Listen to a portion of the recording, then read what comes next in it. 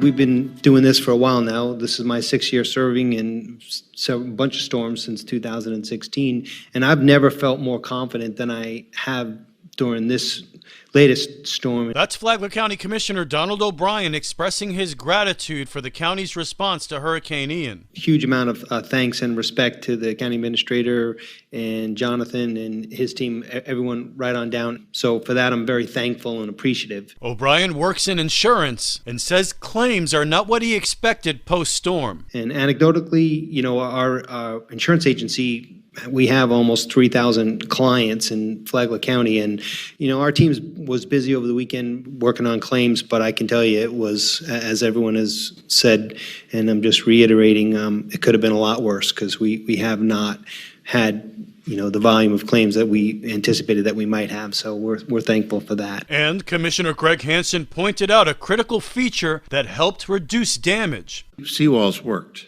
in this case. Even the ones exposed up there on A1A, it worked. It protected the road. The RV park in Beverly Beach, no damage because their seawall protected them. The houses in just north of there, in Painters Hill, where we put the 15 houses, they were protected. The seawall protected them. Hansen says they need to continue showing state lawmakers why seawalls are important. This local news is a service of Flagler County's Toyota dealer, Beaver Toyota, US 1 St. Augustine, here to wow you.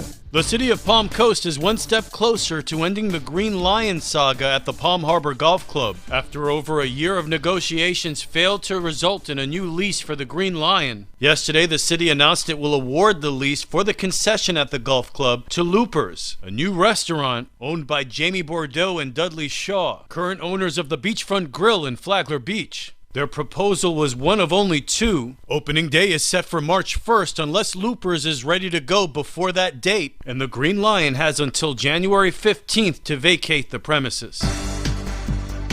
There's been talk recently of how the Florida homeowners insurance market is collapsing, and 24th District State Representative Paul Renner says it's not because of claims from all the hurricanes and tropical storms. Insurance companies have gotten pretty good at estimating and assessing risk for hurricanes, but what they didn't bargain for were all these massive number of roof claims where roofers, kind of bad-acting roofers in concert with some bad-acting attorneys had made it a cottage industry and really weakened the property insurance market. Renner says Tallahassee has worked to stop that. SB 76 a couple of years ago, and then more recently a special session last year in which we addressed the litigation issue. And for example, we have one of the few states in the country that have one-way attorney's fees, kind of heads I win, tails you lose. And so we modified that for these assignments out to roofers because the policyholder gets duped into signing over the policy to the roofer, and next thing you know, their name's on a lawsuit because the roofer's charging, X times more, or replacing a roof that didn't need to be replaced. Renner says they've also taken action to prevent insurance companies from forcing homeowners to replace roofs earlier than necessary. I'm Rich Petchke. Teens in Flight is welcoming everyone to a grand opening. Teens in Flight, Inc. is pleased to invite the public to the grand opening of the organization's new location on Saturday, October 22nd from 1 to 3.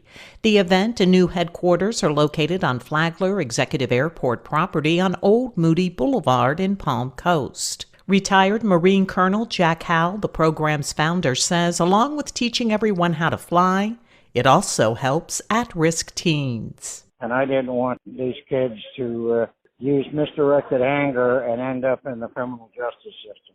So that was the genesis of our program. And then as it started to grow like everything else, it was a little snowball coming down the hill.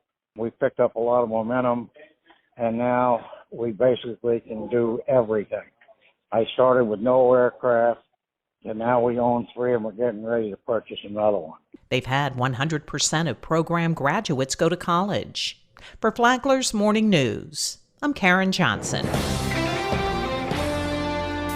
Who gets to tell the election supervisor what to do? You are my boss. Flagler County Supervisor of Elections Katie Lenhart said her budget, while it is from the county dollars, is separate from the county's spending. Every constitutional officer has their own budget because we run our independent agencies separate from the county government. Lenhart said that while each office is partisan, they operate independently so that they answer to citizens and not to county officials. Listen to Common Grounds on WNZF Sunday mornings at 10 or on the Flagler radio app.